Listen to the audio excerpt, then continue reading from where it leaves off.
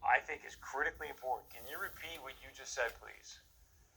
Well, last Friday I received a 7-page document that sort of told me that if I had an 86-year-old patient that had pneumonia but was never tested for COVID-19, but sometime after she came down with pneumonia, we learned that she had been exposed to her son, who had no symptoms, but later on was identified with COVID-19, that it would be appropriate to diagnose on the death certificate COVID-19.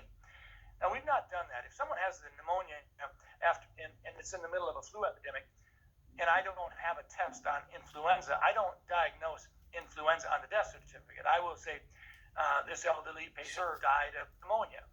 I don't mean to interrupt you, but my heart is sinking right now as you're telling me this. You're a doctor. Why in the world would they be sending you out information to fill out death certificates, whether the person's been diagnosed with COVID-19 or not, but then to say in the death certificate this person's death was caused by COVID-19? That does not sound right to me. I went to the person in our office who does most of the death certificates over the last 10, 20 years, and I said, does this sound right? I had her look at the documents that I printed off, and she said, well, we've always been told that you always put down just facts. You don't put down any probabilities. You don't put any presumptions down. It's just what you know. And so this is concerning, and it actually gets to your point, Chris. When we start talking about the data that goes into the modeling, we have to ask ourselves a question. Are we being forthright? Are we sharing with the public?